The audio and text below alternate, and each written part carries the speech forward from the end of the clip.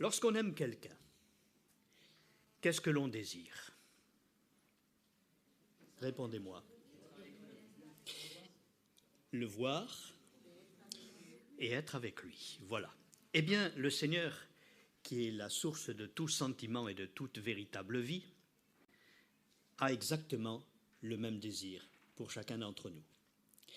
Non seulement il veut que nous le voyions dans sa gloire, il veut aussi bien nous voir face à face, mais il veut également que nous soyons avec lui pour l'éternité.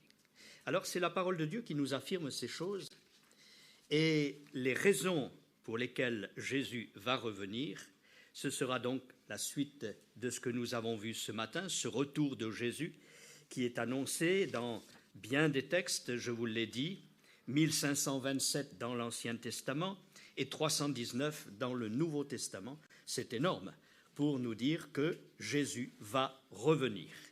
Et des signes ont été donnés qui ont eu leur accomplissement dans la vie de l'Église, en partie, jusqu'au moment où le Seigneur va accomplir l'ensemble de tous ces signes, et à ce moment-là, son retour sera effectif. Il y a bien des choses qui doivent se passer dans ce monde, des choses qui nous dépassent, des choses qui sont au-dessus de nos forces, et si l'on n'a pas une assurance certaine, donc par la foi, dans ce que le Seigneur est pour nous, alors nous serions vite désemparés, nous ne saurions comment nous débrouiller dans cette vie, parce que c'est une vie de plus en plus compliquée, de plus en plus difficile. Et il y a toutes sortes de nœuds dans la société, toutes sortes d'embroglios, et on va dire, mais Seigneur, comment sortirons-nous de ces choses? Eh bien, l'Écriture nous dit, levez la tête, car quand vous verrez ces choses commencer d'arriver, votre délivrance est proche. Levez la tête. L'Écriture nous dit encore, et c'est l'apôtre Paul qui parle, si vous êtes ressuscité avec Christ, c'est-à-dire si vous avez la vie de Dieu en vous, aspirez aux choses d'en haut, là où Christ est assis à la droite de Dieu. Et puisqu'il est assis à la droite de Dieu, l'Écriture nous dit que nous sommes aussi assis en lui dans les lieux célestes. Et dans cette position, nous n'avons plus rien à craindre des choses de ce monde, parce que Christ est assis au-dessus de toute puissance, au-dessus de toute domination, au-dessus de toute autorité. Et il nous met également dans cette position. Alors je voudrais dire à quelqu'un peut-être en cet après-midi, si votre vie est bouleversée, s'il y a des embroglios, s'il y a toutes sortes de nœuds, j'ai employé le mot tout à l'heure, toutes sortes de choses tellement complexes que vous n'arrivez plus à faire le point de ce qui vous arrive, alors confiez-vous dans le Seigneur. Et la réalité est qu'il va lui-même être la solution à votre problème. Il n'y a pas d'autre solution que le Seigneur lui-même, parce que les choses de ce monde nous dépassent, mais lorsque nous avons fait la paix avec Dieu par Jésus-Christ, alors nous sommes dans cette position au-dessus de toutes les œuvres mauvaises qui peuvent arriver. Et jusqu'au moment où le Seigneur nous voudra avec lui dans sa gloire. Il viendra chercher ce qui est appelé dans l'Église, dans l'Écriture, son épouse, c'est-à-dire l'Église qui est son corps. Eh bien, ces choses, elles sont prévues, elles sont annoncées. Et par amour pour cette fiancée, parce que le mot est employé dans l'Écriture, l'Église est fiancée, je vous ai, dira Paul, fiancée à un seul époux, Christ, et donc je viendrai chercher cette fiancée pour les noces de l'agneau, qui sont également annoncées dans l'Apocalypse et dans d'autres passages que nous aurons l'occasion de voir dans la suite de cette étude. Alors, par amour, Jésus veut avoir l'Église avec lui. Comme par amour, un fiancé veut avoir sa fiancée. Eh bien, dans Jean au chapitre 17, le verset 24, il nous est dit ceci, et c'est une prière, c'est la prière sacerdotale de Jésus dans Jean 17. « Je veux que là où je suis, ce que tu m'as donné soit aussi avec moi, afin qu'ils voient ma gloire, la gloire que tu m'as donnée, parce que tu m'as aimé avant la fondation du monde. » Il y a plusieurs choses dans ce texte à savoir que Jésus, en tant qu'homme, parce que c'est la parole éternelle qui a été faite chair, il est venu dans ce monde, et en tant qu'homme, avant de souffrir et avant ensuite d'être enlevé de cette terre, eh bien, il va dire « Je veux que là où je suis, c'est-à-dire dans la gloire céleste, dans la présence de Dieu, dans la puissance de Dieu, dans la plénitude de l'amour de Dieu, je veux que là où je suis, ce que tu m'as donné soit aussi avec moi. » Alors, ce que tu m'as donné, eh bien, c'est chacun d'entre nous, lorsque nous avons accepté Jésus comme sauveur personnel. Bien sûr, le Père connaissait toutes choses d'avance. Il sait qui nous sommes, il sait qui nous avons été, et il sait qui nous serons. Et aujourd'hui, il n'est personne dans ce lieu qui ne soit parfaitement connu de Dieu. Et l'Écriture nous dit, et ça va vous étonner pour quelques-uns, avant la fondation de notre humanité. Nous étions déjà prévus dans la préconnaissance, la préscience de Dieu, afin que nous soyons héritiers de son royaume. Et si vous êtes là cet après-midi, ce n'est pas par hasard. C'est parce que Dieu a un plan pour vous et qu'il désire réellement que vous puissiez faire la paix avec lui par l'œuvre de son Fils éternel, celui qui est Jésus de Nazareth, qui, étant fait homme, a donné sa vie pour chacun d'entre nous. Oui, Christ est venu dans ce monde afin de détruire le péché. Nous avons tous, et nous sommes tous des pécheurs, nous avons tous péché. L'Écriture nous dit, il n'y a pas un juste, pas même un seul. Tous sont pervertis, aucun ne cherche Dieu. Nous étions tous perdus et égarés dans nos mauvaises voies. Mais Dieu, dans son amour, a envoyé celui qui est l'agneau de Dieu qui ôte le péché du monde. Il n'y a pas d'autre solution, car Jésus est le seul nom qui ait été donné aux hommes, par lequel nous devons être sauvés. Et aujourd'hui, nous avons la possibilité de nous approcher librement du trône de la grâce de Dieu pour être secourus au temps opportun ou dans tous nos besoins selon les versions. Il y a donc des réalités. Cet après-midi, est-ce que nous avons besoin d'être secourus? Oui. Pourquoi? Parce que je suis un homme pécheur par nature. Et Paul disait, c'est dans mes membres, c'est dans ma génétique, c'est quelque chose que je ne peux pas éviter. Pourquoi? Pourquoi? Parce que tout ce qui passe à côté du plan de Dieu est péché. Tout ce qui n'est pas la volonté exacte de Dieu est péché. Le mot péché, en grec amartia, en hébreu rata, on peut l'écrire kata. Ah oui, le péché, c'est la kata. Hein. Voilà, vous allez vous souvenir de ça. Le péché, c'est la kata, la catastrophe. Hein. Rata, ça se prononce. Eh bien, signifie manquer le but, manquer la cible, passer à côté du chemin, se fourvoyer, s'égarer, avoir un faux raisonnement. Or, par la puissance du Saint-Esprit, Dieu veut nous délivrer du péché. Le Seigneur ne vient pas pour améliorer notre vie, il vient pour nous affranchir. Si donc le Fils de Dieu, qui a donné sa vie et qui a été fait homme, donc pour donner sa vie à la place de chacun d'entre nous, nous le recevons comme notre Sauveur, alors nous passons de la mort à la vie, nous passons du péché à la sainteté, nous passons du royaume de Satan au royaume de Dieu. Et voilà le plan de Dieu pour chacune d'entre nous. Oui, si donc le Fils vous affranchit, vous serez réellement libre. Pourquoi? Parce que la puissance du Saint-Esprit en nous fait de nous, de chacun de nous, de nouvelles créations, de nouvelles créatures. Et alors que nous étions autrefois rebelles, étrangers de Dieu, par nos pensées et par nos mauvaises œuvres, Dieu nous a maintenant réconciliés avec lui. Et au lieu de regarder en arrière, nous regardons désormais en avant. Mieux, nous regardons en haut, là où Christ est assis à la droite de Dieu. Et là, ça change tout.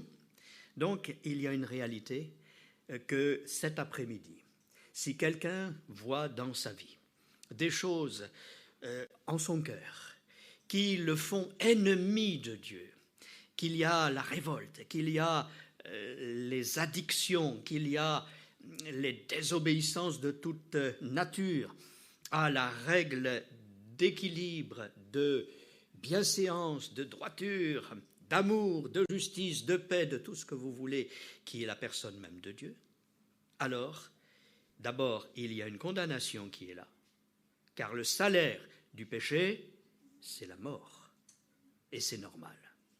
L'âme qui pêche, c'est celle qui mourra. Mais le don gratuit de Dieu, c'est la vie éternelle pour quiconque croit.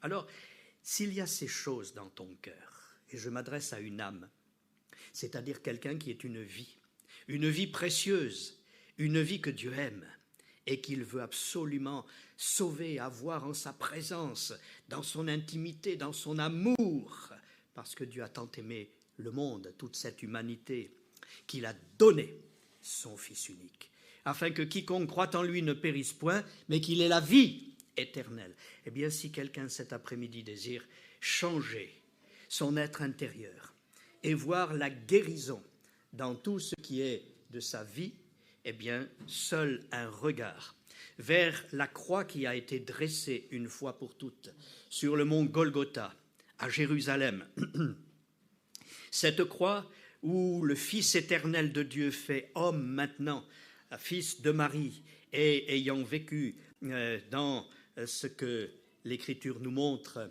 dans les évangiles, il a vécu toutes ces choses-là, et finalement il a été cloué sur un bois. Pourquoi? Pour me remplacer, pour prendre ma condamnation. Il a été fait malédiction à ma place. Je devais être là. Je devais être crucifié. Je devais mourir à cause de ma misère, de mon souillure, de mon incapacité à satisfaire la justice de Dieu. Christ a tout accompli. Et lorsqu'il était là, cloué sur cette croix, à la fin de cette agonie, il s'est écrié « Tout est accompli ». Et cet après-midi, pour toi, pour ta vie, pour tous tes besoins, qu'ils soient spirituels, qu'ils soient sur le plan de l'âme, des sentiments, sur le plan de l'intellect, sur le plan de tout ce qui est la volonté qui a été complètement faussée dans ce monde, mauvaise éducation, mauvaise expérience, mauvais raisonnement, c'est le péché tout cela. Eh bien, Christ est mort pour effacer ta dette, pour effacer toutes ces choses mauvaises, afin que désormais tu puisses entrer en relation avec Dieu et connaître une vie de résurrection, parce que Christ n'est pas mort seulement sur la croix, il est ressuscité. Et étant ressuscité, l'Écriture nous dit que nous ressuscitons également avec lui, et si nous le croyons, si quelqu'un est en Christ, parce qu'il le croit, et c'est par la foi, alors il devient une nouvelle création, une vie de résurrection. Les choses anciennes sont passées, voici, toutes choses deviennent nouvelles, et tout cela vient de Dieu, qui nous a réconciliés avec lui par Jésus-Christ. Alors, les choses qui sont là dans ton cœur, les choses qui sont encore des liens, des addictions, des révoltes, des tristesses, des abandons, le Seigneur a payé le prix pour qu'aujourd'hui tu sois libre.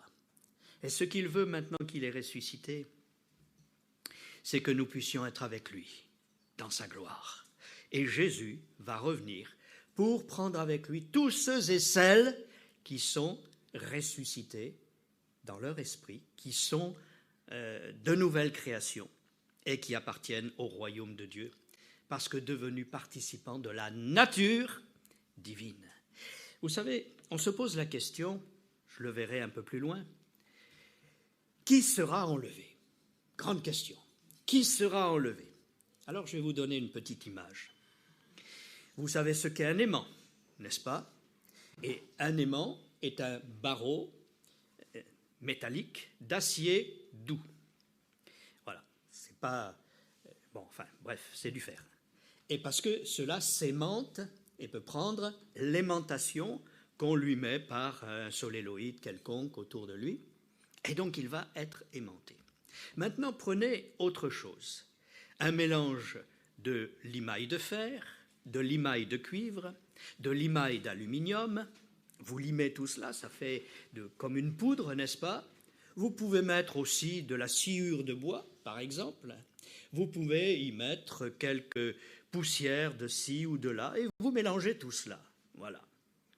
Maintenant, passez l'aimant au-dessus de ce mélange que vous avez mis sur un plateau. Que va-t-il se produire? Vous pouvez me répondre?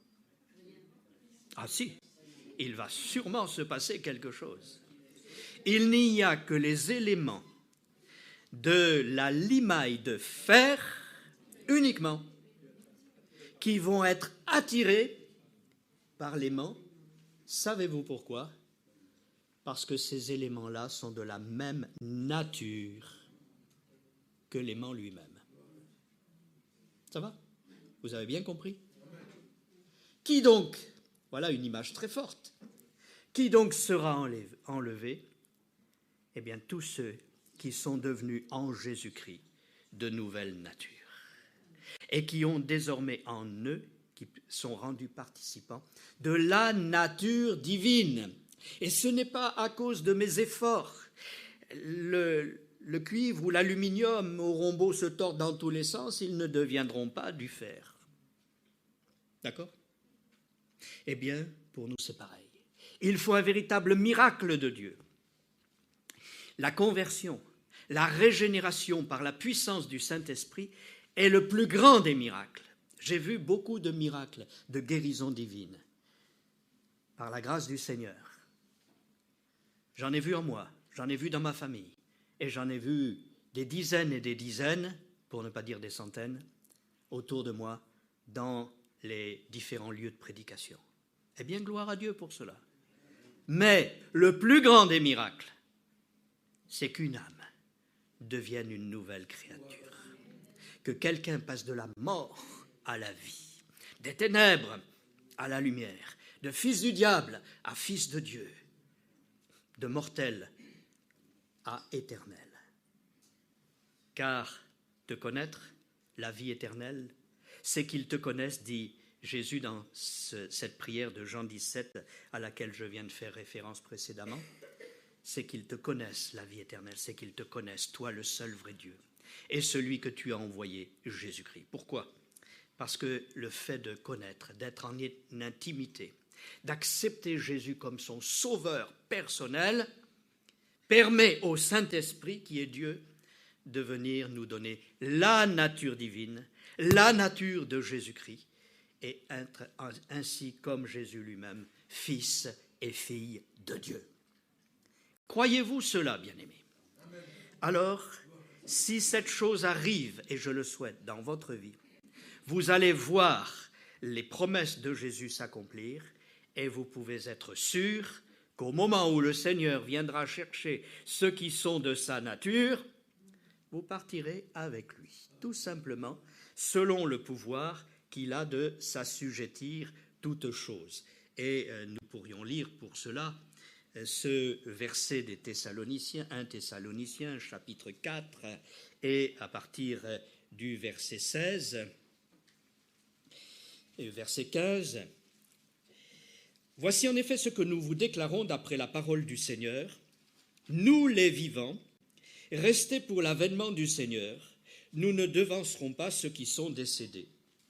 Car le Seigneur lui-même a un signal donné, à la voix d'un archange, au son de la trompette de Dieu, descendra du ciel, et les morts en Christ ressusciteront premièrement. Ensuite, nous les vivants qui serons restés, nous serons tous ensemble enlevés avec eux sur les nuées à la rencontre du Seigneur dans les airs. Et nous serons ainsi toujours avec le Seigneur.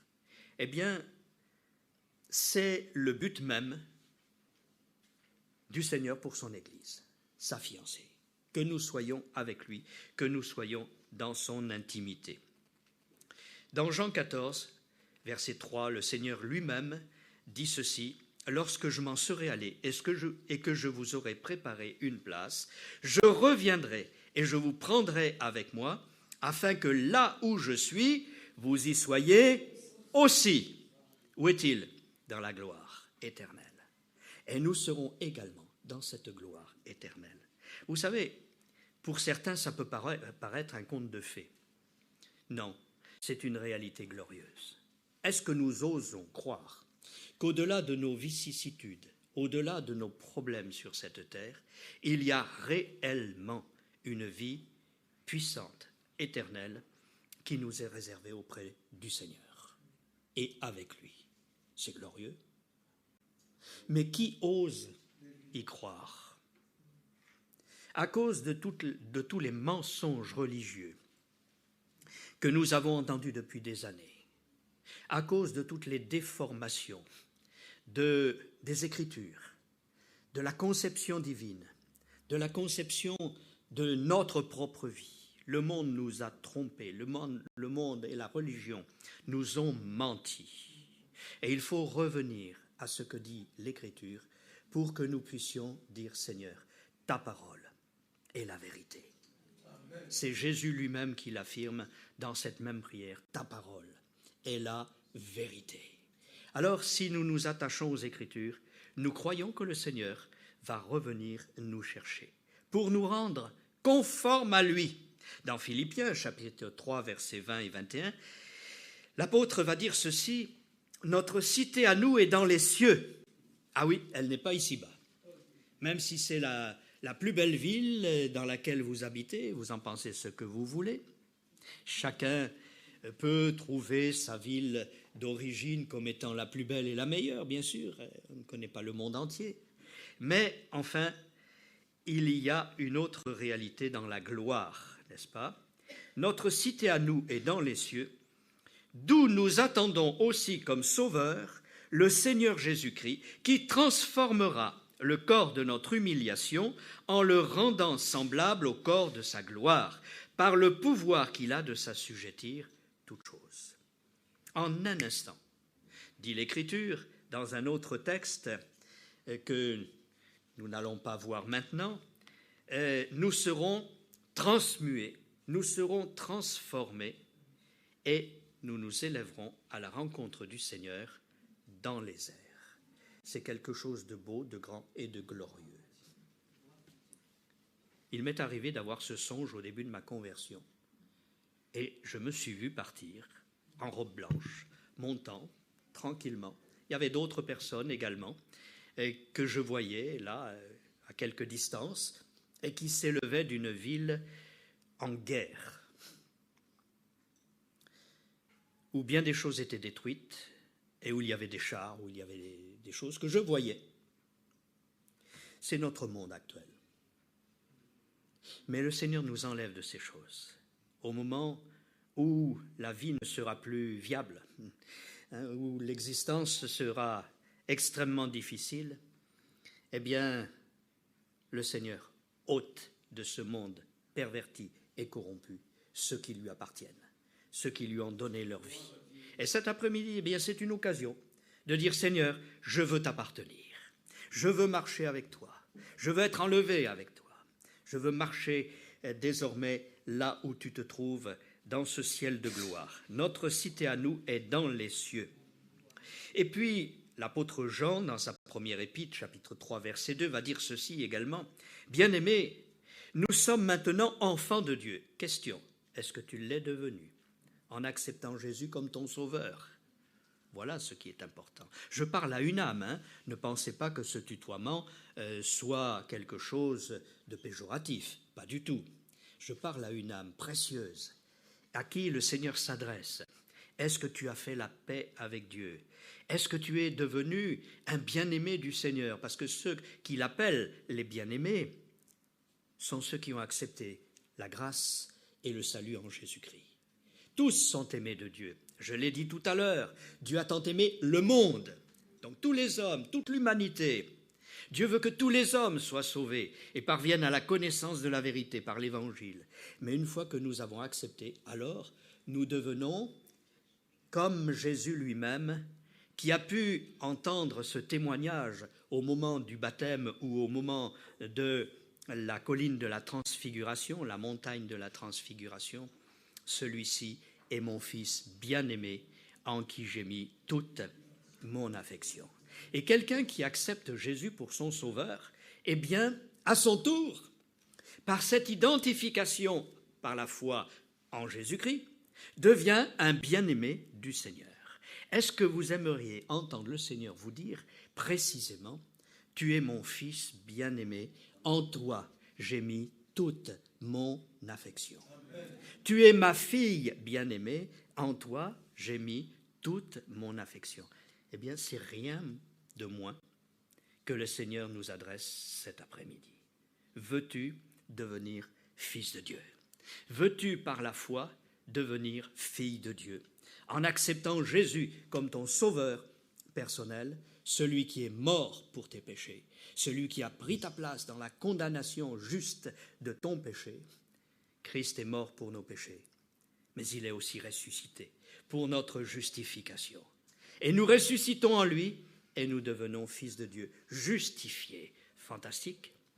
Et c'est une vie nouvelle qui commence. Alléluia. Et donc, Jean va dire, bien-aimés, nous sommes maintenant enfants de Dieu.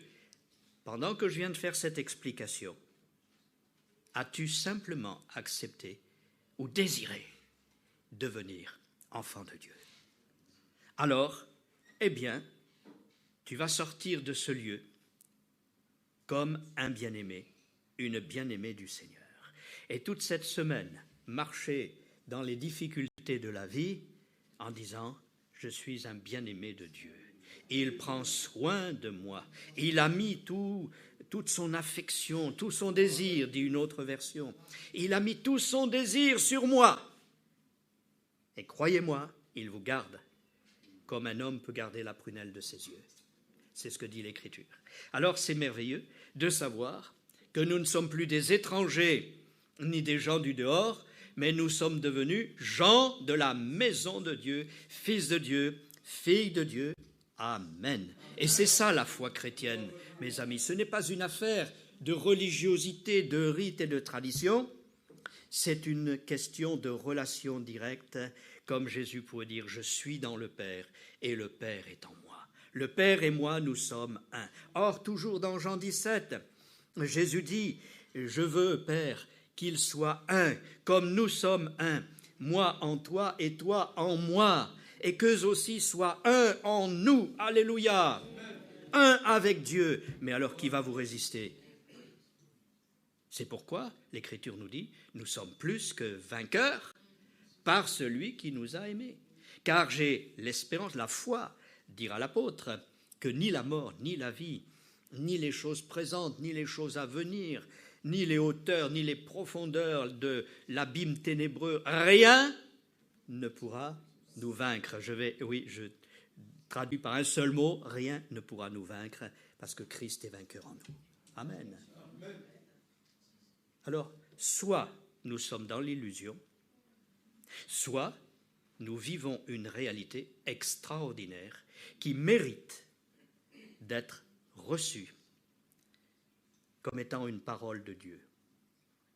Et à tous ceux qui l'ont reçue, à ceux qui croient en son nom, cette parole a donné le pouvoir de devenir enfants de Dieu, lesquels sont nés non de la volonté de l'homme ni de la chair, mais de Dieu. C'est fait. Alors, cet après-midi, être un bien-aimé du Seigneur, faire partie de ceux qui seront enlevés parce qu'ils ont la même nature que Dieu lui-même, alors ceux-là peuvent être heureux. Nous serons semblables à lui parce que nous le verrons tel qu'il est.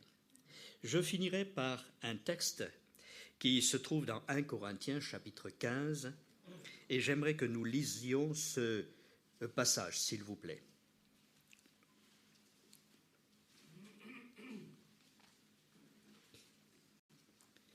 Je vous rappelle, frères, l'évangile qui vous a été annoncé. Qu'est-ce que l'évangile? Évangile, ça vient du grec evangelion, qui signifie un bon message, une bonne nouvelle. Eh bien, je viens de vous annoncer une bonne nouvelle. Autrement dit, je vous ai annoncé un évangile. Voilà. Je vous rappelle, frères, l'évangile que je vous ai annoncé, que vous avez reçu, et dans lequel vous avez persévéré, et par lequel vous êtes sauvés. Pourquoi? Parce que Christ est mort pour mes péchés. Il est ressuscité pour ma justification. Voilà l'évangile. La mort et la résurrection de Jésus. La bonne nouvelle, Christ est mort pour mes péchés. Si cet après-midi tu reconnais que tu es un homme pécheur, une femme pécheresse, alors sache que le remède de Dieu a été donné pour toi. Tu n'as rien à faire par toi-même, si ce n'est que d'accepter la grâce de Dieu. Un jour, devant Jésus, au milieu de la foule, un scribe s'est écrié « Maître, que devons-nous faire pour faire les œuvres de Dieu ?» Oh, il était bien disposé. Il voulait faire les œuvres de Dieu. Et Jésus lui a répondu « L'œuvre de Dieu, c'est que vous croyez en celui qui l'a envoyé. » Il n'y en a qu'une. Ce ne sont pas nos œuvres qui vont nous sauver. L'Écriture nous dit « C'est par la grâce que vous êtes sauvés. » Par le moyen de la foi qui va saisir cette grâce. La foi, c'est la main de notre âme qui saisit les promesses de Dieu, les paroles de Dieu. Par la foi, je le prends à tous ceux qui l'ont saisi, à ceux qui croient en son nom, à tous ceux qui l'ont reçu, à tous ceux qui l'ont embrassé. Cette parole leur a donné le pouvoir de devenir enfants de Dieu. Je me répète à dessein, pour que nous comprenions notre part. C'est notre foi qui va saisir en disant « Oui, j'accepte, je suis un pécheur, mais Dieu me fait grâce. » Jésus a donné sa vie pour que je sois maintenant pardonné. Alors, par lequel évangile vous êtes sauvés, si vous le retenez dans les termes où je vous l'ai annoncé, sinon vous auriez cru en vain. Christ est mort, je suis mort avec lui. Christ est ressuscité, je suis ressuscité avec lui. Christ est monté à la droite du Père et je suis assis en lui dans les lieux célestes. C'est ce que dit l'Écriture.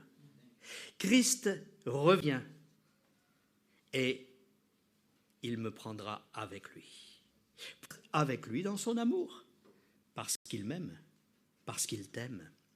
Alors cet après-midi, il ne faut pas rester en dehors de ces choses. Et Paul dira, je vous ai enseigné avant tout, comme je l'avais reçu, que Christ est mort pour nos péchés, selon les Écritures, qu'il a été enseveli et qu'il est ressuscité le 3e jour, selon les Écritures. Vous avez remarqué que ce que nous croyons, ce ne sont pas des fables, mais ce sont les affirmations des Écritures, c'est-à-dire la Bible, la révélation de Dieu aux hommes.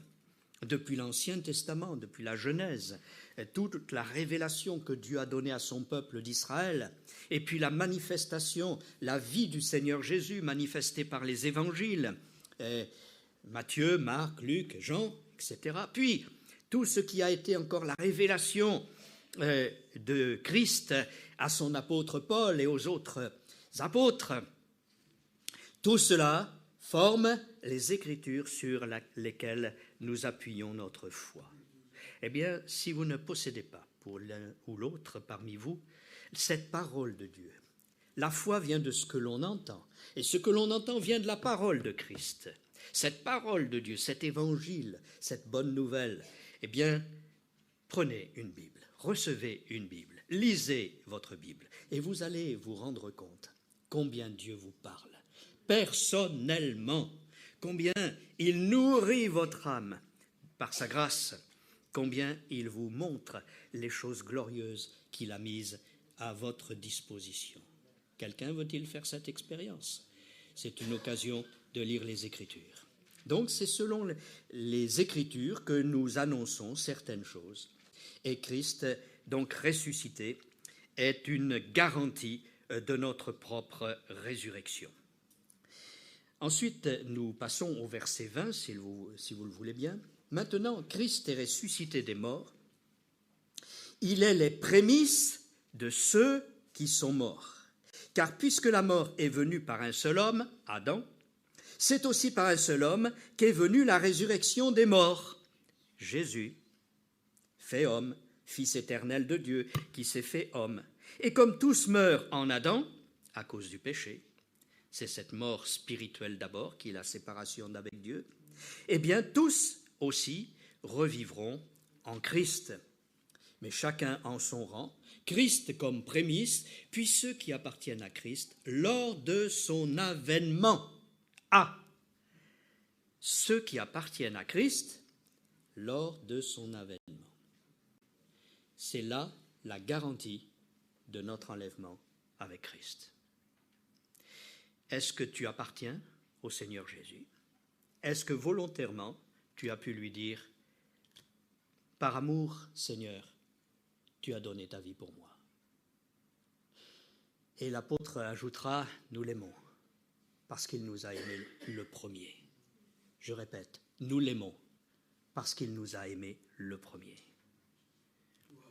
Dieu prouve son amour envers nous, en ce que lorsque nous étions, on mourrait pour un homme de bien. Mais l'amour de Dieu est allé au-delà. Il a donné sa vie en Jésus-Christ pour des pécheurs misérables comme toi et moi. Alors, pourquoi résister? Pourquoi laisser de côté une telle opportunité? Pourquoi négliger un si grand salut? L'Écriture nous dit que si nous négligeons un si grand salut, c'est la colère de Dieu qui demeure sur nous. Est-ce que quelqu'un cet après-midi voudra dire « Je ne veux pas négliger ta bonne nouvelle, ton évangile. Je ne veux pas négliger un si grand salut qui m'a été donné uniquement par amour, parce que comme un fiancé aime sa fiancée, il veut l'avoir avec lui. Et tu veux m'avoir avec toi, Seigneur. » Y aurait-il quelqu'un qui cet après-midi va dire « Seigneur, je veux être avec toi. Je veux être dans ta gloire. Je veux passer peut-être des ténèbres à ta lumière. Je veux passer de la mort à la vie. Je veux passer de l'esclavage à la liberté. Alléluia, en Jésus-Christ. » Voilà la bonne nouvelle de l'Évangile. Nous inclinons nos fronts et nous allons nous présenter devant le Seigneur.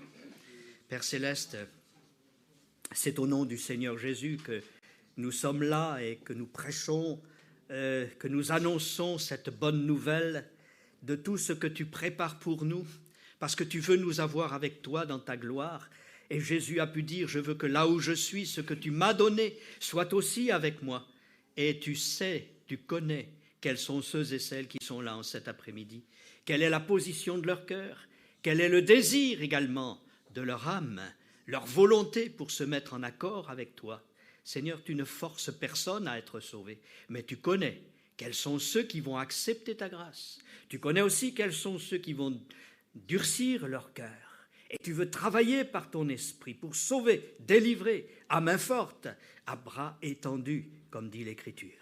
Ô, agis, s'il te plaît, Seigneur, dans les cœurs, pour que personne ne se prive d'un si grand salut, mais que chacun puisse dire, oui, Seigneur, ton amour m'a convaincu. Je sais que tu m'aimes d'un amour éternel. Je sais que tu as donné ton Fils éternel pour que je sois sauvé et que je possède cette vie éternelle. Seigneur, je t'accepte cet après-midi comme mon sauveur. Je te reçois comme celui qui va être le Seigneur de ma vie, qui va diriger désormais ma vie, parce que moi, j'en suis incapable. Seigneur, merci que plusieurs en fassent maintenant l'affirmation dans leur cœur. Et même si quelqu'un désire le faire d'une manière physique, simplement en levant la main peut-être pour dire, eh bien Seigneur, je veux me donner à toi, je veux me confier. Oui, le Seigneur vous voit. Oui, le Seigneur vous voit. Y aurait-il, oui, d'autres personnes? Oui, je vois. Oui, à gauche, je vous ai vu. Oui, oui, gloire à Dieu, gloire à Dieu. Merci Seigneur. Eh bien, Père, ô gloire à ton nom, chaque âme est véritablement si précieuse à tes yeux. Tu as donné tout ce que tu avais de plus grand, ta propre personne livrée en celui qui est le Fils éternel, celui qui s'est fait Fils de l'homme par Marie, qui est venu sur cette terre pour souffrir puis mourir à la place de chacune de ces âmes qui vient de prendre une décision. Eh bien, Seigneur, vraiment, le sang de Jésus purifie maintenant ces cœurs de tout péché, de toute iniquité. Tu as payé le prix. Tu es la rançon idéale, parfaite, complète, dans tous les domaines, pour restaurer ces vies qui te sont chères et pour les avoir en ta présence. Que ces âmes deviennent maintenant fils et filles de Dieu, participants de ta nature, pour vivre ta vie ici-bas et au moment où tu reviendras, être attirés vers toi, comme la limaille de fer est attirée par l'aimant, parce que c'est de la même nature. Ô Seigneur, que ces âmes qui maintenant deviennent par la foi une même nature, par le Saint-Esprit qui vient habiter leur cœur, soient maintenant prises en main par ce Dieu d'amour et conduites jour par jour à te découvrir davantage. Merci notre Père, qu'à ton nom soit la gloire. Amen. Peut-être quelqu'un désire-t-il que